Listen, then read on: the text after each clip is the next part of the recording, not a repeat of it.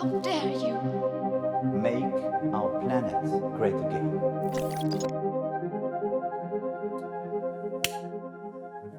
La marchandisation du vivant, un problème? Non, une solution. Les propositions parfois avancées par le Green New Deal ou le Pacte vert européen pour répondre à la crise écologique et climatique via une finance verte sont-elles des leurres ou des erreurs? Géo-ingénierie, biocarburants, marché carbone, services écosystémiques, semences augmentées, autant de nouveaux mots qui fleurissent dans le jargon du business vert. Des solutions que les dirigeants politiques et économiques prônent, notamment dans les grands sommets, et certainement encore dans les prochains grands rendez-vous qui nous attendent en 2021, dans les COP et autres sommets de la nature. Mais de quel ressort idéologique relèvent ces nouvelles techniques et technologiques? Que disent-ils de notre monde, de notre système économique, du chemin pris pour maîtriser la nature? C'est le sujet du livre La croissance verte contre la nature, critique de l'écologie marchande, récemment publié et écrit par Hélène Torgman, qui est avec moi sur le plateau du Média pour en discuter. Bonjour. Bonjour. Hélène Torgman, vous êtes économiste, maître de conférences à l'université Sorbonne Paris-Nord. Oui. Vous allez bien? Je vais bien. Très bien. Vous titrez La croissance verte contre la nature. La croissance verte, est-ce un mythe? Pour moi, oui, c'est un mythe. C'est ce que j'essaye de montrer dans ce livre, c'est que les solutions qu'on propose pour régler les problèmes écologiques aujourd'hui sont de fausses solutions et nous font au contraire poursuivre dans la logique destructrice dans laquelle on est engagé depuis un certain temps déjà, Green New Deal et tout ça, pour montrer que pour moi, c'est une erreur. Alors pourquoi c'est une erreur? Parce que c'est le capitalisme, en gros, qui nous a menés là où nous sommes.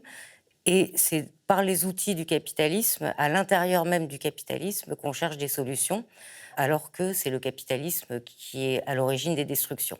Donc c'est pas le capitalisme qui nous sauvera. Parce que innover, investir dans la science, investir dans la technologie, ce n'est pas une solution, vous dites, le solutionnisme technologique, comme on l'appelle aujourd'hui, en fait, finalement, n'en est pas un. Aujourd'hui, il faut prendre conscience que ce modèle de croissance verte qui est proposé par le Pacte vert européen, par exemple, repose sur toute une série de nouvelles technologies qui sont issues de ce qu'on appelle la convergence NBIC, N pour nanotechnologie, B pour biotechnologie, I pour sciences de l'information et C pour sciences de la cognition, qui sont en fait des disciplines qui ont convergé et qui ont donné naissance à toute une série de nouvelles techniques hyper puissantes, hyper intrusives, mais qui, pour les dirigeants aujourd'hui, recèlent les solutions. Et si on rentre dans le détail de ces techniques, on se rend compte en fait que ça accroît encore l'exploitation de la nature, l'instrumentalisation de la nature. Or, c'est une autre approche complètement qu'il nous faut avoir et essayer d'initier d'autres rapports avec la nature que ceux qui sont proposés, qui sont en fait toujours les mêmes, en pire. Parce que finalement, si vous dites que vous ne croyez pas au progrès technologique sur ces questions, je parle vraiment climatiques et écologiques, la géo-ingénierie, toutes ces propositions nouvelles depuis quelques décennies qui sont élaborées dans des laboratoires, vous dites c'est aussi quand les multinationales nous font ces propositions-là, c'est pour eux également le meilleur moyen finalement de ne pas changer. Absolument. Pour eux, ce sont juste des nouvelles sources de profit. C'est vraiment la compétition internationale aujourd'hui entre les États-Unis, l'Europe et la Chine se joue sur ces nouvelles techniques issues de la convergence NBIC. Donc en fait, les multinationales continuent à se tirer la bourre, excusez du terme, pour aller de plus en plus loin dans ces techniques. Donc je vous donne des exemples de techniques pour peut-être que vous sentiez un peu mieux pourquoi ça ne peut pas être une solution. Vous avez mentionné la géo-ingénierie. Géos, c'est la Terre, c'est-à-dire qu'on va réingénierer la Terre, ce qui est quand même énorme. Le Le climat. temps. On va par exemple intervenir sur le cycle du carbone. Il y a plusieurs solutions pour faire ça. Première solution, fertiliser, je mets entre guillemets, fertiliser les océans avec du fer ou de l'urée, parce que ça fait croître des mini-algues, du phytoplancton, qui a une très grosse capacité d'absorption de CO2. Et donc, on pense que si les algues, si les micro-algues prolifèrent dans l'océan, les océans vont absorber plus de CO2, et du coup, il y en aura moins dans l'atmosphère. Mais qu'est-ce qui va se passer au niveau des océans? Ils vont étouffer sous le CO2 parce qu'ils vont absorber de plus en plus. Et puis les algues vont proliférer. Qu'est-ce que ça va donner au niveau des équilibres des écosystèmes marins? On n'en sait absolument rien.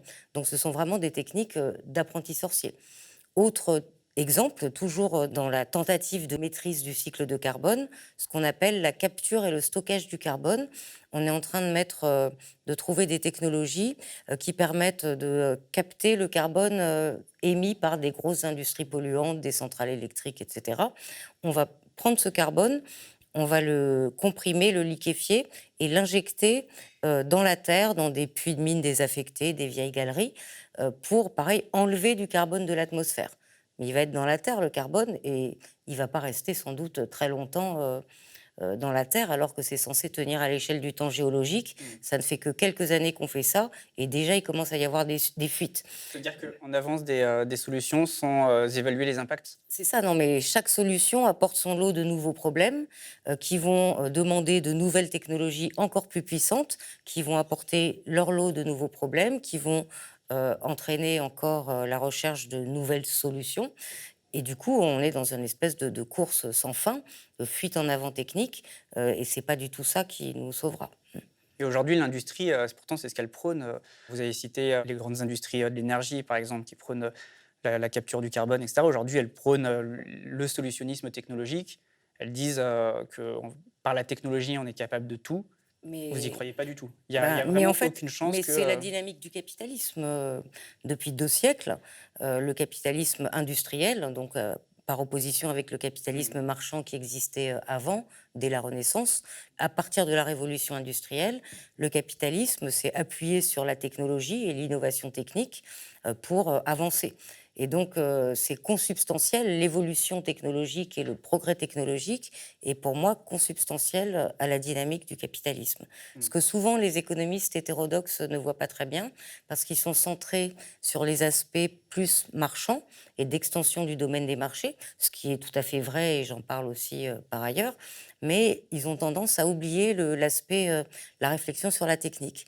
Et moi, c'est en fait en découvrant une littérature de technocritique qui vient de sociologues et de philosophes de la technique, que j'ai pris conscience de l'importance des technologies et de l'innovation technologique dans la dynamique du capitalisme. Et là, ce que je vois, c'est un emballement technique qui permet au capital de se valoriser encore plus. Donc, on ne sort pas du tout du régime dans lequel on est. C'est un moyen aussi peut-être pour ces entreprises de se déresponsabiliser face à leurs responsabilités, face au changement climatique, etc. C'est un moyen de dire, bon, bah, nous, on peut continuer nos affaires de toute façon. Oui, C'est et ça. elle présente ça comme des solutions. Alors, même j'ai un problème avec le terme de solution et de problème, parce que déjà là, problème-solution, c'est une vision un peu d'ingénieur. J'ai rien contre les ingénieurs, mais on analyse tout en termes de problème-solution.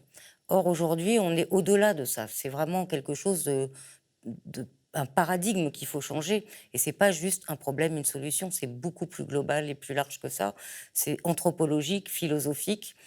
Et du coup, il faut des réponses à la hauteur de ces enjeux qui sont anthropologiques et philosophiques. Là, aujourd'hui, il y a quand même des changements. On le voit sur les politiques internationales, sur les questions du climat et de l'écologie, avec notamment l'élection de Joe Biden aux États-Unis. Mais vous, justement, vous faites une critique du Green New Deal. Vous faites aussi une critique du pacte vert européen, de la relance verte, des grands plans aujourd'hui qui sont menés, notamment en France, en Europe et aux États-Unis. Justement, ces plans, ils reprennent ces solutions en partie dans leur projet. Et vous dites que finalement, dans ces plans politiques et économiques qu'on nous avance, on fait qu'aggraver le problème, on fait qu'entériner des solutions qui, de toute façon, nous mèneront qu'à la catastrophe. Et vous dites aujourd'hui qu'il faut avoir aussi une critique forte vis-à-vis de ces grands plans qu'on nous propose, quoi. Oui, parce qu'on ne change pas du tout de structure. Or, le problème aujourd'hui, il est structurel. Il faudrait sortir du capitalisme. Alors évidemment, sortir du capitalisme, c'est un vaste programme et j'ai pas vraiment la recette. Mais ce n'est pas dans les structures du capitalisme qu'on va pouvoir résoudre les problèmes, puisque là, on est toujours dans la course au profit, appuyée sur l'innovation technologique. C'est intéressant, un moment où justement, enfin, on le voit dans le milieu vert, des écolos, etc., qui aujourd'hui font quand même un peu l'éloge du tournant, de la bifurcation, notamment de la politique américaine avec Joe Biden, et notamment de la gauche américaine qui reprend quand même, enfin, je veux dire, elle est issue de la gauche américaine aussi. Le Green New Deal, il vient de là. Et finalement, vous dites que ces politiques, en fait, elles ne sont pas si innovantes. Elles reprennent de vieilles solutions. Ben oui, mais regardez le passage des voitures, des moteurs à combustion aux moteurs électriques. Qu'est-ce qu'on va faire aujourd'hui? Ce qu'on propose, c'est passer à la voiture électrique. Ça veut dire quoi? Renouveler tout le parc automobile mondial. Ça veut dire des millions encore de tonnes de déchets en plus de toutes les voitures qui existent déjà, pour en faire encore des nouvelles, ce qui veut dire extraire toujours plus de minerais pour fabriquer ces voitures, ce qui veut dire aussi beaucoup d'électricité, beaucoup d'énergie pour faire rouler toutes ces voitures, électricité qui n'est pas toujours très propre, hein. En France, c'est quand même souvent du nucléaire, ce qui est quand même, on fait mieux comme énergie propre que le nucléaire. Et tout ça sans se poser aucune question sur notre consommation énergétique et le niveau de la consommation énergétique. Donc, on va quoi? Maintenant, on va construire des milliards de voitures électriques. Ça ne va pas sauver du tout la planète, puisqu'on va continuer à extraire, continuer à polluer, continuer à produire des déchets. Ce n'est pas une solution. Je ne vois pas ça comme une solution. Non. Peut-être à très court terme, dans la transition, le passer à des énergies renouvelables, ça peut aider un peu, vu l'urgence climatique, effectivement, mais ça ne peut pas être une solution de long terme. Et vous imaginez bien, renouveler tout le parc automobile mondial, évidemment, tous les constructeurs automobiles se frottent les mains, ça leur fait une demande absolument fantastique. Mais du coup, on est toujours dans le paradigme industriel, productiviste. C'est un peu la même problématique qu'on a en France avec le plan de relance vert qui a été avancé, où justement le secteur aérien capte une grosse partie. Et on parle aujourd'hui, pour relancer le secteur aérien, d'énergie verte. Énergie verte pour le secteur aérien, il parle de biokérosène. Les biokérosènes, ça veut dire des kérosènes fabriqués à partir de biomasse. Pour faire voler un avion à partir de biomasse, il va falloir détruire je ne sais pas combien de milliers ou de dizaines de milliers d'hectares de forêt, de champs, qui vont être juste utilisés pour faire de l'essence, pour faire voler des avions, et au détriment de la production de nourriture. Donc là encore, ça ne peut pas être une solution. La quantité de biomasse, hein, aujourd'hui, dans tous ces plans, par exemple, on nous propose la bioéconomie. Donc l'idée de la bioéconomie, c'est de produire tout ce qu'on produisait auparavant à base de pétrole, produits chimiques, plastiques, carburants, on va les produire à partir de biomasse. En fait, si on voulait garder le même niveau de consommation, il nous faudrait plusieurs planètes de biomasse juste pour pouvoir garder le même niveau de consommation. Il y a une centrale électrique qui vient d'être inaugurée en Angleterre, une biocentrale, donc de la bioélectricité. Pour produire 6% de l'électricité de l'île, elle utilise 120% de la production de bois de l'Angleterre. Donc on voit bien que combien il faudrait d'Angleterre pour pouvoir produire toute l'électricité nécessaire. Donc c'est pas possible, ça ne peut pas être une solution. Ça signifie qu'il y a du bois qui est importé pour nourrir... Oui, ça veut dire qu'on va déforester en Malaisie, au Brésil, ailleurs.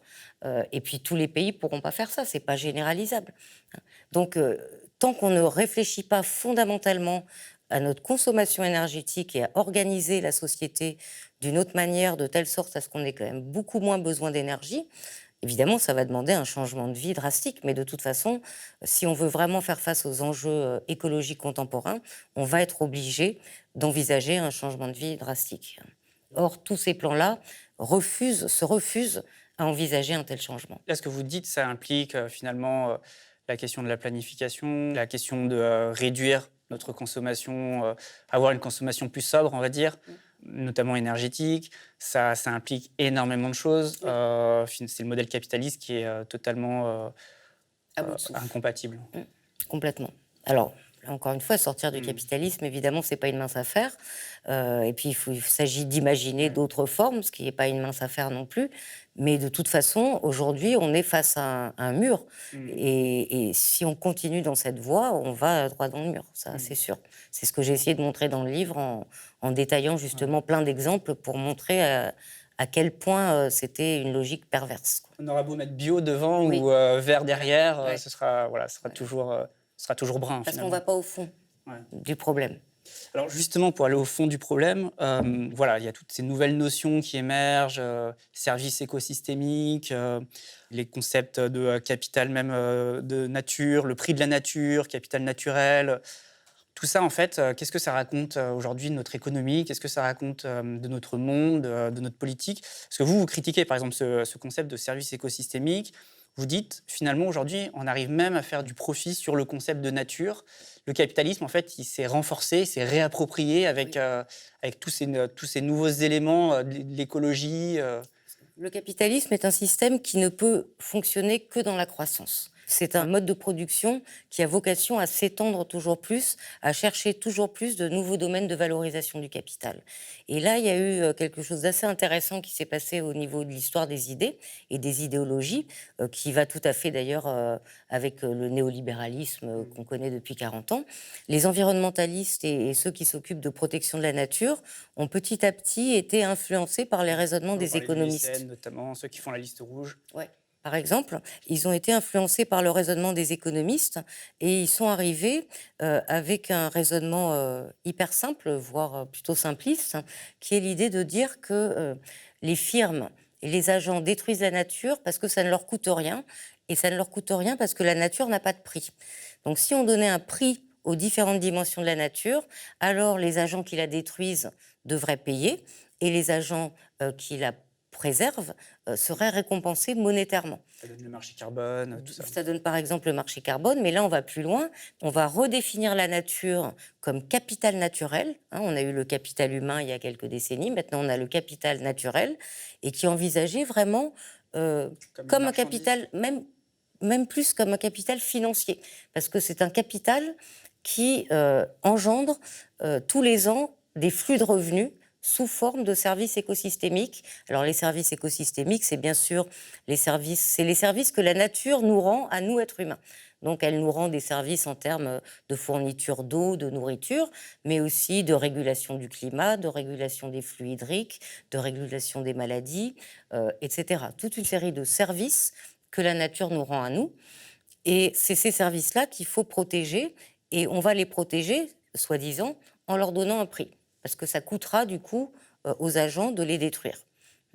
Mais déjà, première remarque, c'est une vision hyper individualiste de la protection de la nature, puisque ça va reposer sur les épaules des agents privés et publics, mais des agents microéconomiques. C'est à chaque agent de protéger la nature. Il n'y a plus de politique vraiment globale. Il y a des mécanismes, des instruments de marché, pour reprendre le jargon en usage, des instruments de marché, différents types de dispositifs qui vont permettre de valoriser, donc de transformer en bon argent ces services-là. Et si ça a un prix, ça signifie que si on s'en empare, si on le détruit, il faut payer. Oui. Donc ça les protège d'une certaine manière quand même. Est-ce que c'est Non, si c'est mal des droits à détruire. Comme sur les marchés du carbone, on a des Ça droits à n'empêchera polluer. rien. Ben non, regardez, le marché du carbone, ça n'a absolument pas empêché, les émissions de gaz à effet de serre d'augmenter. Des dispositifs de ce genre existent depuis plus de 10 ans pour protéger les forêts, par exemple. La déforestation continue de plus belle. Donc pour l'instant, on ne voit vraiment aucun effet concret sur la protection de la nature. Il ne se passe rien. Ça n'a rien arrêté. Et à mon avis, c'est même pire, parce que le fait de transformer la nature en une série presque d'actifs financiers, ou de marchandises ou d'actifs financiers. Vous parlez même d'écologie marchande, j'ai Oui, vu. parce que c'est justement une manière de protéger la nature qui est fondée sur le mécanisme de marché. C'est la foi dans le mécanisme de marché, le dogme néoclassique du marché, qui est tellement prégnant que même les environnementalistes se sont laissés influencer par cette vision. C'est-à-dire que la finance s'est réappropriée la nature. Elle en a fait une marchandise. Au début, c'était les environnementalistes, et puis maintenant, la finance se greffe là-dessus. Parce que même les environnementalistes parlent aujourd'hui de valorisation de la Oui. nature. On l'a vu lors des derniers sommets aussi au niveau politique. Aujourd'hui, cette vision-là, elle est dans toutes les institutions internationales, tous les plans, toutes les directives européennes, etc., sont fondés sur cette vision-là. Et c'est une vision complètement, en plus, délirante de la nature, comme un catalogue de services discrets, et pas du tout comme un tout. Or, la nature, c'est un tout, ce sont des écosystèmes en interaction. À l'intérieur des écosystèmes, on a une infinité d'espèces en interaction. On ne peut pas avoir une vision petit bout par petit bout, ça n'a pas de sens. C'est-à-dire qu'en fait, finalement, cette vision marchande, économique de la nature, elle fait fi de la science de l'écologie. Oui. C'est ça. Complètement. Parce qu'elle n'a pas de vision holiste, elle a une vision discrète. Elle discrétise la nature en tout petits morceaux, indépendants les uns les autres. C'est un peu ce que vous me disiez tout à l'heure quand vous me dites, avec la géo-ingénierie, on n'est pas capable d'évaluer l'impact d'un phénomène lié à une technologie. Là, c'est exactement ça. Parce qu'on sous-estime la complexité des interactions écosystémiques. On sous-estime grandement et on vit tout le temps dans une illusion de maîtrise. On pense qu'on va pouvoir instrumentaliser et maîtriser ça. Or, la complexité est telle que je ne vois pas comment on pourrait le faire. Vous parlez de maîtrise, mais justement, qu'est-ce que ça signifie? Ça signifie que l'homme, aujourd'hui, il est maître et possesseur, en tout cas, il se voit comme tel, maître et possesseur de la nature et de l'environnement? Comme disait Descartes, l'homme comme maître et possesseur de la nature, oui, c'est une vision vraiment profondément imprégnée dans notre civilisation occidentale, d'une vision complètement anthropocentrique, où l'homme trône au-dessus de la nature et des différentes formes de vie qui sont là à son service. Donc c'est une vision à la fois anthropocentrique, l'homme est au centre, toutes les autres formes de vie sont là pour le servir, et c'est aussi une vision très utilitariste, puisqu'on ne va regarder de la nature que ce qui est directement utile à l'homme. Donc, par exemple, dans les tentatives de valorisation des écosystèmes, les écosystèmes coralliens vont être valorisés très très cher, parce qu'on sait les valoriser facilement, on sait compter facilement la valeur. C'est un impact sur le tourisme, Voilà. la plongée, les activités sportives. La protection des côtes Il y a une contre économie, l'érosion. quoi. Voilà. Donc ça va être valorisé très cher. Par contre, 1 hectare de pleine mer à 5000 mètres de fond, ça ne nous sert pas directement, donc ça ne va pas être valorisé. Donc du coup, dans cette vision-là, il ne faudra pas détruire les récifs coralliens. Par contre, on peut continuer à détruire les océans, ça n'a pas de problème, quoi. Mais si ça nous permet quand même de protéger certains aspects de la nature, est-ce que cette notion d'utilitarisme, elle est tant problématique? C'est notre rapport à l'agriculture, on tire de la nourriture de l'environnement, etc. Enfin, je veux dire, même on parle du corail, ça nous permet de faire venir des touristes, etc. Donc, est-ce que c'est vraiment tant un problème que ça? D'abord, l'utilitarisme, ça c'est né à peu près au 19e siècle comme notion, conception philosophique. j'ai pensé, quoi. Et les agricultures prémodernes respectaient plus la nature au sens où elles s'inscrivaient dans les interactions écosystémiques en essayant de tirer parti des synergies à l'œuvre dans l'environnement, alors que l'agriculture moderne fait tout à fait autre chose, puisqu'en gros, elle rase tout pour recréer un environnement artificiel pour pouvoir cultiver la même chose, quelles que soient les latitudes, quelles que soient les cultures, quelles que soient les sociétés. Donc elle en fait des déserts. Et une fois que tout est rasé, que les sols sont quasiment morts, on va parer à ça, pallier ça par l'apport d'intrants chimiques, d'engrais azotés, etc. Mais c'est pas du tout respectueux de la nature. Hein. C'est très brutal, très agressif contre la nature. L'agriculture paysanne, à l'inverse, ne procède pas du tout comme ça. Se positionne de manière beaucoup plus humble, en quelque sorte, face à la nature que l'agriculture industrielle. Ça a commencé comment? Cette idéologie marchande, qui avance ces notions d'utilitarisme aujourd'hui dans le champ politique et dans la finance? Ce sont les multinationales qui s'approprient le vivant. C'est un processus de marchandisation de la nature qui vient des plus grandes entreprises ou c'est quelque chose qui est vraiment politique à la base, qui est pensé par nos décideurs politiques? Cette idée de maîtriser toute forme de vie, ça vient d'où? Je pense que c'est vraiment une idéologie. Alors comme l'idéologie, c'est toujours très compliqué à saisir parce qu'on la respire en quelque sorte sans même s'en rendre compte. Elle a émergé et elle se diffuse au sein de nébuleuses d'acteurs qui ne sont pas élus, qui sont des nébuleuses formées de think tanks, de fondations, de grandes ONG environnementales, de représentants des firmes multinationales, d'institutions internationales et des gouvernants. Par exemple, genre le forum de Davos, mais pas que, il y a plein d'arènes politiques du même genre où sont discutées ces choses-là et où sont entérinées ces visions-là, ces concepts-là, sans que jamais on ait demandé au peuple de se prononcer quant à la pertinence et la désirabilité d'une telle vision. Donc jamais ça passe devant les instances délibératives démocratiques.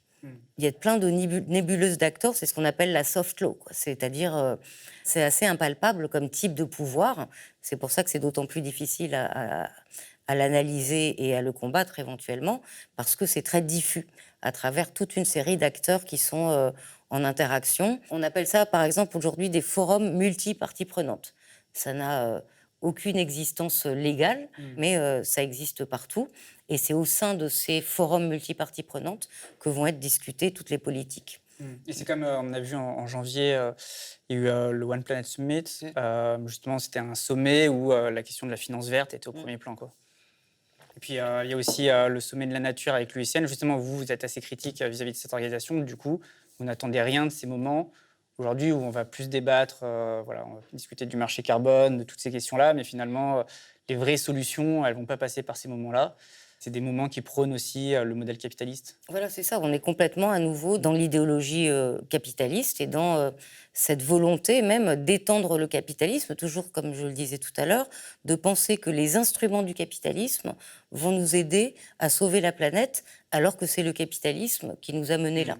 Donc ça me paraît être un contresens logique complet. Mais il se renforce aussi, c'est-à-dire qu'il n'est pas seulement son propre fossoyeur, quoi. Il se renforce aussi oui, avec... oui. Bah oui, parce qu'il trouve cette des crise. nouvelles possibilités de valoriser le capital à travers de nouvelles ressources, par Le exemple prix de la nature, voilà, on parle de capital naturel. de ressources génétiques. On va trouver des nouvelles ressources, on va créer des nouvelles marchandises. Il brevette le vivant. On brevette le vivant parce que justement, ça c'est l'essor des biotechnologies. Les biotechnologies travaillent sur du vivant. C'est-à-dire que ce qu'on met dans la production, les inputs au sens économique du terme, ce sont des choses vivantes, des micro-organismes par exemple, ou de la biomasse, et ce qui va en sortir, ce sont aussi des objets vivants. Et pour s'approprier ces objets, pour qu'une industrie émerge, il faut que ces objets soient appropriables. Et pour qu'ils soient appropriables, il faut qu'ils soient brevetables. Et donc on a eu un lobbying très fort durant les années 70 et 80 pour arriver à faire accepter aux gouvernants de pouvoir breveter des gènes, des séquences génétiques, des micro-organismes et des choses comme ça. Et aujourd'hui, on a des dizaines de milliers, voire des centaines de milliers de séquences génétiques qui sont sous brevet. Un des risques... C'est un aspect important de votre livre, justement. Oui. Vous expliquez notamment tout le combat qu'il y a autour de cette question-là, tous les enjeux qui existent. Qui sont énormes. Parce que, par exemple, si on prend l'agriculture, encore une fois, parce que je parle beaucoup d'agriculture dans le livre, on brevette aujourd'hui les variétés végétales cultivées.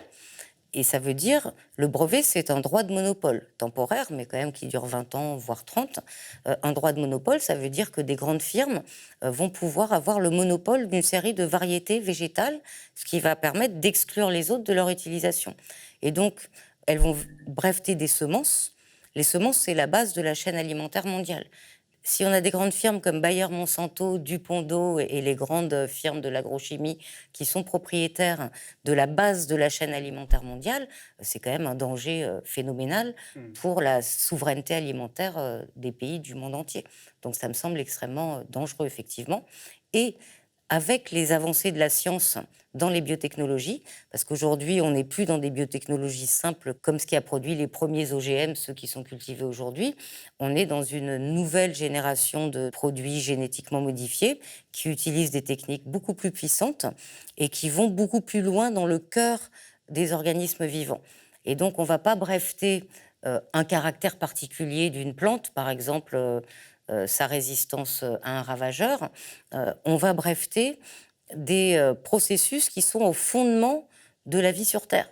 Parce qu'aujourd'hui, par exemple, il y a des recherches pour améliorer, je mets entre guillemets, améliorer la photosynthèse. Ça, c'est une vision typiquement transhumaniste, de vouloir améliorer les processus naturels grâce à la technique. Donc, améliorer la photosynthèse, on va pouvoir déposer des brevets là-dessus. Et donc, les firmes qui vont déposer des brevets là-dessus vont être propriétaires d'une partie de la photosynthèse. C'est quand même complètement surréaliste et délirant si on y pense. La photosynthèse, c'est pas Monsanto Bayer qui a créé la photosynthèse. Et donc, toute cette recherche, plus elle va loin dans la compréhension du vivant, plus les brevets vont porter sur des choses de base, des processus de base à la base de la vie. Ce qui, du coup, est d'autant plus dangereux, puisque ça va être des processus qui sont à la base de la vie sur Terre, qui vont être privatisés par ces grandes multinationales.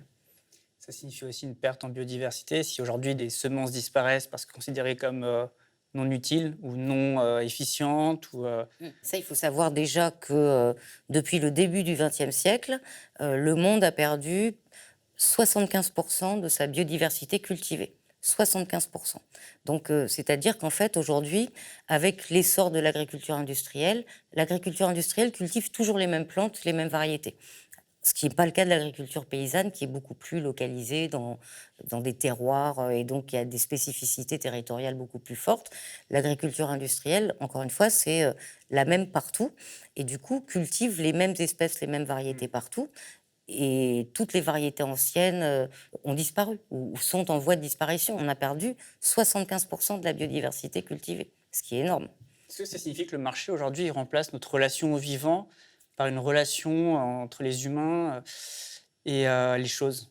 Le marché, de manière générale, remplace les relations entre les hommes par des relations entre les choses. Oui, c'était un grand anthropologue qui s'appelait Louis Dumont qui avait fait cette remarque, que le marché, à travers l'échange monétaire et donc l'échange d'objets, propose une intermédiation de l'échange humain à travers l'échange d'objets.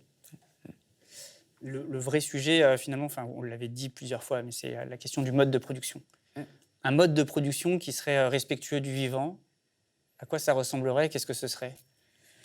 J'ai essayé d'y réfléchir dans le cadre de l'agriculture, donc pas du tout dans le cadre complètement général d'une révolution complète, mais dans le cadre de l'agriculture, on sait assez bien ce qu'il faudrait faire, et d'ailleurs ça existe déjà. L'agroécologie. Puis l'agroécologie, l'agriculture paysanne existe encore. Dans des tas d'endroits où la modernité agricole n'est pas encore arrivée, on a des agricultures traditionnelles, et il faut savoir que cette agriculture traditionnelle permet même de nourrir le monde. Aujourd'hui... C'est pas le modèle Amish, quoi. Ouais, non. Enfin, le modèle Amish fonctionne plutôt bien. Hein. En fait, c'est un modèle basé sur une science. Oui. Alors ça, c'est la simplification Avec des techniques. outrancière de Macron. L'agroécologie, si vous voulez, c'est la version moderne et scientifique de l'agriculture paysanne. C'est-à-dire qu'avec les nouvelles connaissances qu'on a en écologie et en agroécologie, on peut tirer parti des interactions écosystémiques qui vont être bénéfiques pour les paysans, sans avoir un rapport agressif avec la nature, mais au contraire, l'accompagner en douceur. C'est aussi tirer profit, justement tirer parti de notre environnement. Oui, et donc l'agroécologie permet de retrouver toute une série de pratiques qui étaient oubliées et qu'on va remettre au devant de la scène, comme la rotation du culture, les cultures associées, etc., l'association de l'élevage et de la culture, mais aussi va permettre de créer de trouver des nouvelles pratiques, et en cela, c'est tout à fait aussi innovant. C'est pas la lampe à huile ou la 5G, non. On peut tout à fait trouver des choses entre les deux. Et justement, ça, c'est pas incompatible avec le capitalisme de l'agroécologie, même Non, à une si. grande échelle, on en a. Non, parce sur que certains l'agroécologie, c'est pas que des pratiques culturelles. L'agroécologie, c'est une organisation sociale. C'est-à-dire une organisation des territoires qui comprennent des formes d'autogestion. Par exemple, en agroécologie, ce sont les paysans qui font leurs semences. Et ils le font de manière collective, ce qu'on appelle les semences paysannes. Donc ça nécessite des organisations collectives pour mettre au point des nouvelles variétés végétales, mais qui vont l'être au niveau des territoires. Et donc chacune des semences sera adaptée à ce territoire. C'est-à-dire qu'à l'échelle planétaire, c'est inenvisageable, sous le C'est capitalisme. Oui, c'est pas sous le capitalisme, c'est un autre mode de production, encore une fois, dont j'ai pas tout à fait les clés, où il y a un certain nombre de choses qui pourraient être, le maximum de choses devrait être délocalisées au niveau des régions. Après, certainement, évidemment, il y a toujours des choses qui devront rester du ressort des États pour organiser, harmoniser tout ça.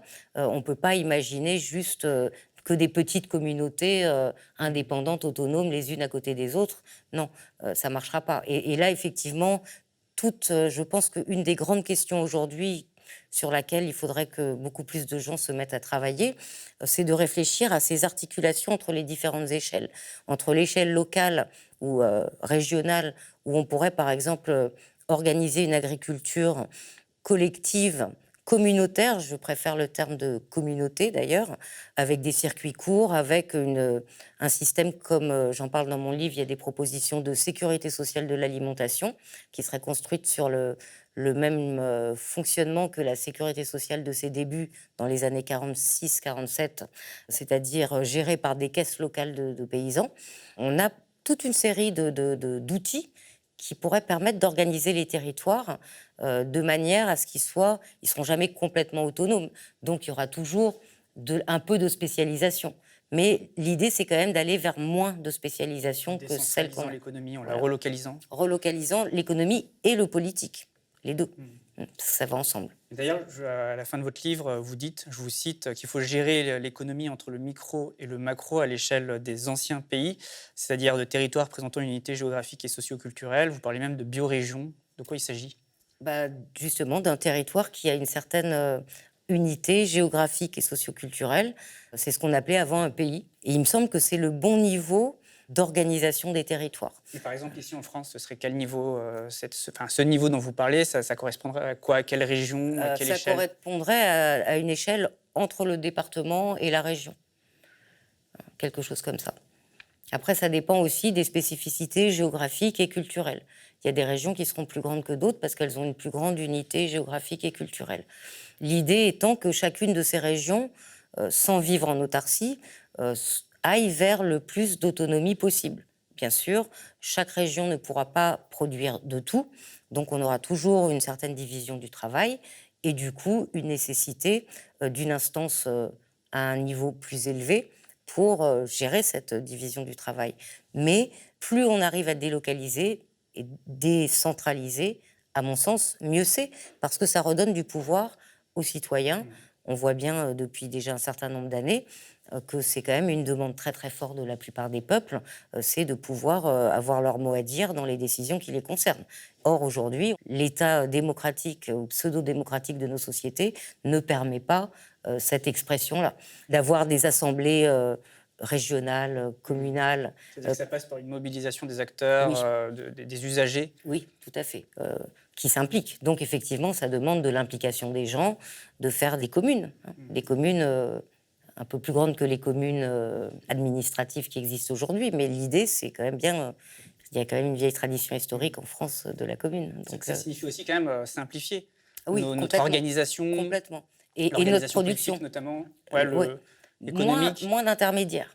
D'accord, à une échelle toujours plus petite. Donc. Oui, à une échelle plus petite. Parce que là, je crois que la taille des organisations est devenue telle que les êtres humains n'ont plus de place là-dedans. Tout est tellement énorme qu'on n'a plus aucune...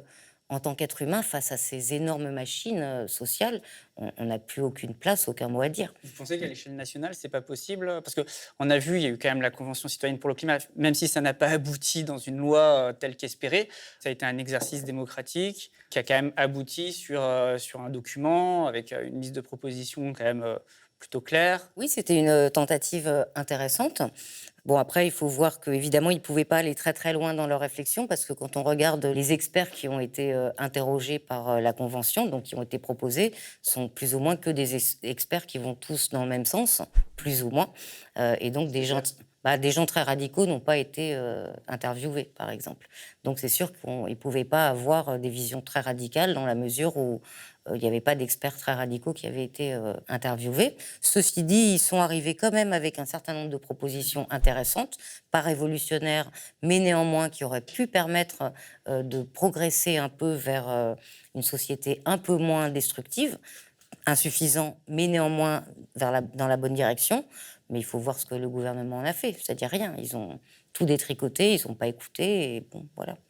Ce modèle simplifié, délocalisé, relocalisé, enfin voilà, que vous proposez, est-ce qu'il assurerait un mode de production dans lequel la nature ne pourrait plus être une marchandise?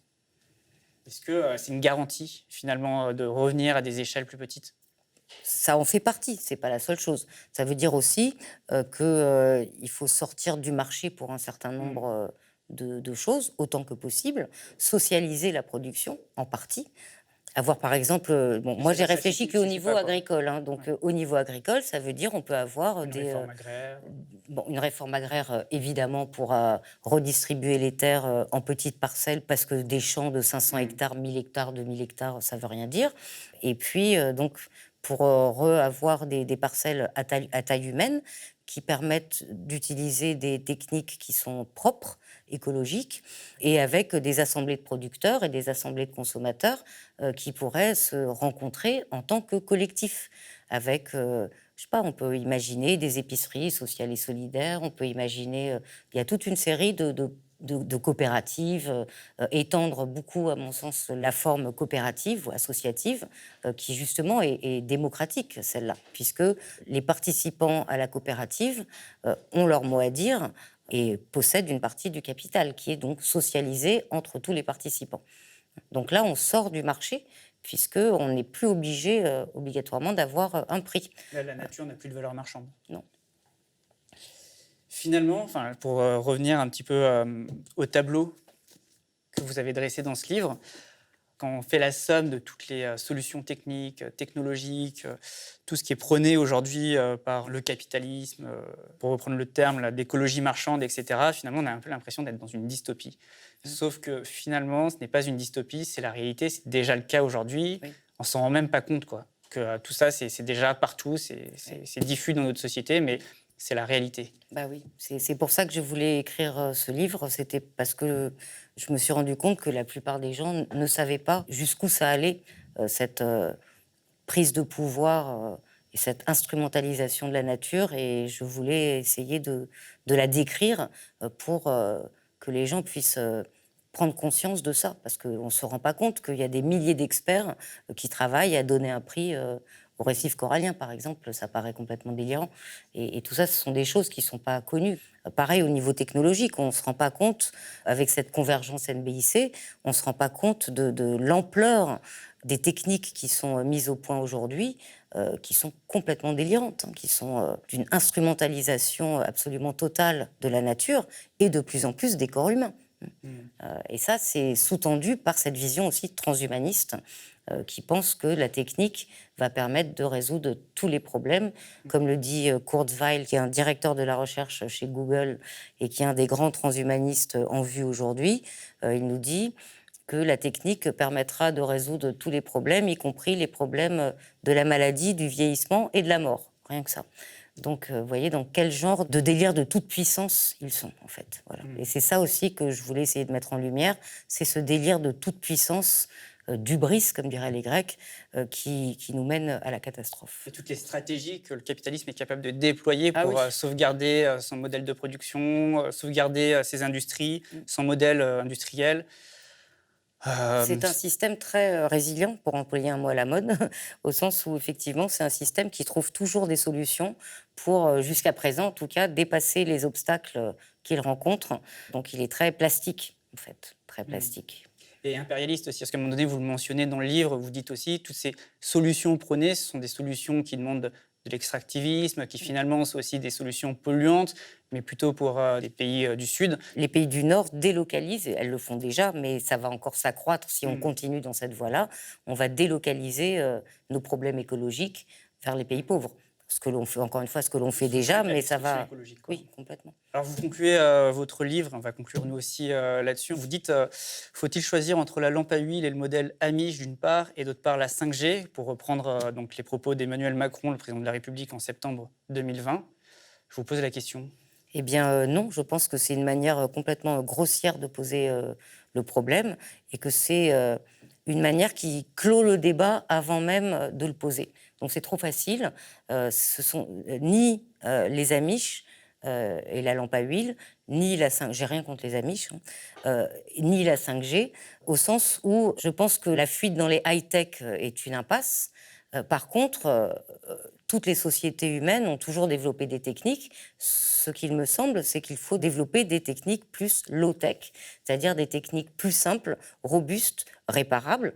Donc, au lieu de produire des choses qu'on jette après 1 an ou 2 ans, on pourrait tout à fait produire des biens d'abord plus simples, robustes, réparables. Donc, ça veut dire que les gens sont aussi autonomes pour les réparer. Et ça permettrait déjà de limiter grandement l'empreinte écologique. Et pour créer ces low-tech, ça demande beaucoup d'ingéniosité aussi. Ça veut dire que l'esprit créatif, scientifique et de technique, donc c'est pas anti-technique, c'est des techniques que Ivan Illich appellerait conviviales. C'est-à-dire que la technique, la technologie et la technique, c'est pas quelque chose de neutre finalement. Non, non. Regardez, l'arrivée de l'informatique dans nos vies a bouleversé toute la société. Ça ne dépend pas de l'usage qu'on en fait. Elles sont là et ça a bouleversé nos vies. La voiture, c'est pareil. Le jour où la voiture est arrivée, ça a bouleversé nos vies et ça ne dépend pas, parce que c'est le lieu commun habituel. Toutes les techniques sont neutres, tout dépend de l'usage que l'on en fait. Non, les techniques portent en elles-mêmes certains types de rapports au monde et de rapports entre les gens, et de rapports sociaux. Et donc, il nous faut réfléchir à ce que Illich, encore une fois, appelait des sociétés conviviales. Et il disait, convivial est la société où l'homme contrôle l'outil. Donc, où l'outil est à la main de l'homme, et l'homme n'est pas là pour s'adapter à l'outil, mais l'outil pour s'adapter à l'homme. Et c'est tout un renversement de perspective qu'il nous faut opérer. Merci Hélène Toggemann. Merci beaucoup. Je vous rappelle, pour ceux qui préfèrent nous écouter plutôt que nous regarder, vous pouvez également retrouver ces entretiens sous forme de podcast, donc sur toutes les plateformes d'écoute. Merci encore d'avoir accepté l'invitation du média. Merci de votre invitation. Trop nombreuses et trop nombreux sont celles et ceux à manquer d'informations sur la catastrophe écologique, à ne pas avoir les éléments qui permettent le déclic, la prise de conscience qu'aujourd'hui ça a commencé. Ce n'est pas du catastrophisme que de le raconter, que de décrire cette réalité. Nous vivons une ère d'effondrement écologique et de réchauffement climatique. Aux médias, nous mettons l'accent sur ce sujet, nous sommes plongés dans les données, les faits qui détaillent l'ampleur du problème. Nous essayons de vous en rendre compte parce qu'il est crucial de parler d'écologie.